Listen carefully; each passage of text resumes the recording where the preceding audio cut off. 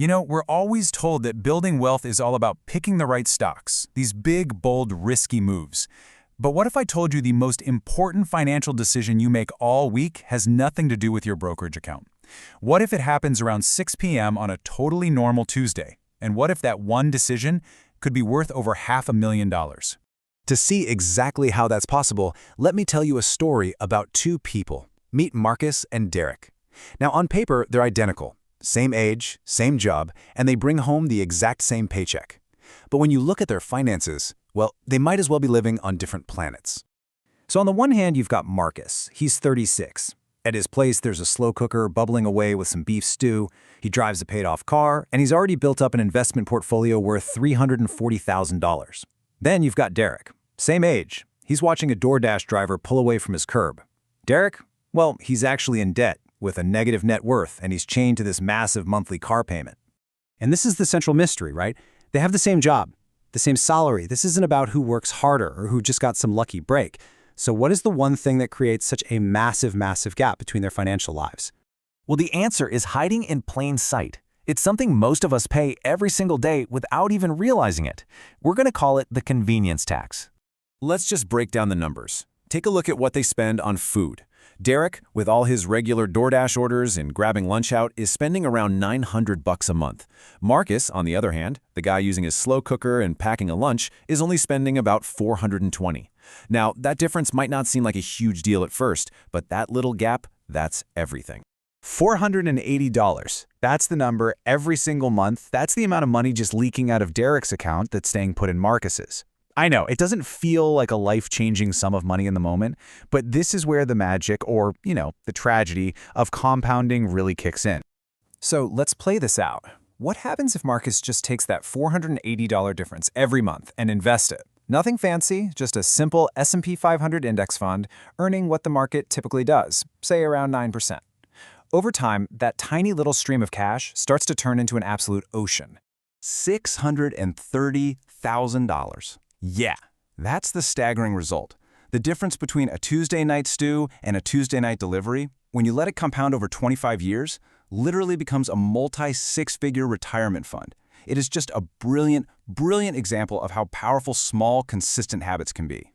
So let's get really clear on what this convenience tax is. A home-cooked meal costs on average maybe $5. The average restaurant meal, $23. You are paying an $18 premium per plate just to not have to cook.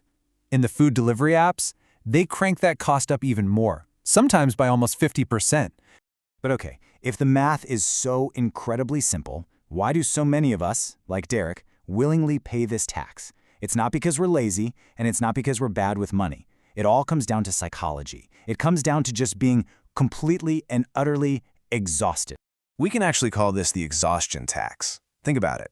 After a long, really high-stress day, your brain's ability to make good decisions is just drained. Your willpower hits absolute zero, and in that moment, your brain just defaults to the path of least resistance, which, almost always, is the most expensive option. I mean, really think about it. It's 6 o'clock, you just fought through traffic after a day of back-to-back meetings, your brain isn't thinking about long-term financial goals, it's just in survival mode. The idea of chopping vegetables feels like climbing a mountain, but tapping a button on your phone? That feels like a lifesaver. And this whole thing scales up into what's known as the two-income trap. You see these couples earning really good money, maybe $140,000 a year or more, but they have such high fixed costs that they both have to work incredibly demanding jobs. And with zero energy left at the end of the day, they can easily end up spending over $10,000 a year on convenience just to get through the week. So how do we fight back?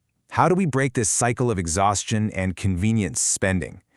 Well, the answer is actually in the data, from people who have successfully built wealth. Let's take a look at what we can call the real millionaire ratio. So, a study of 10,000 millionaires found this fascinating pattern. As you can see right here on the chart, they spend way more of their food budget on groceries than on eating out. It's about a 2-to-1 ratio in favor of cooking at home. And the national average? It's the complete opposite. Most people spend twice as much at restaurants as they do at the grocery store. Right there. That is the financial leak. Okay, so the path forward isn't about finding some secret stock or getting lucky. It's about a really fundamental shift in your mindset. It's about systematically building your own financial margin. And this is the most crucial point. Money isn't really about being rich. It's about having options.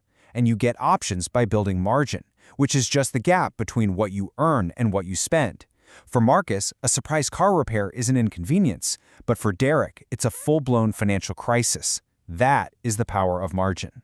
So how do you start? First, try this. Create a 72-hour firewall. Before any non-essential purchase, just wait 3 days. You'd be amazed how often the desire just evaporates. Second, pick one unsexy habit. It could be meal prepping on a Sunday or just making your own coffee. Start small, and then just watch as that gap, your margin, your options, begins to grow. Look, the path to that $630,000 isn't glamorous. It's a boring Sunday afternoon prepping for the week. It's choosing the unsexy habit today for a truly extraordinary result tomorrow. So I'll just leave you with this question. What's your slow cooker habit? What's the one small, consistent change you can make that will build your future?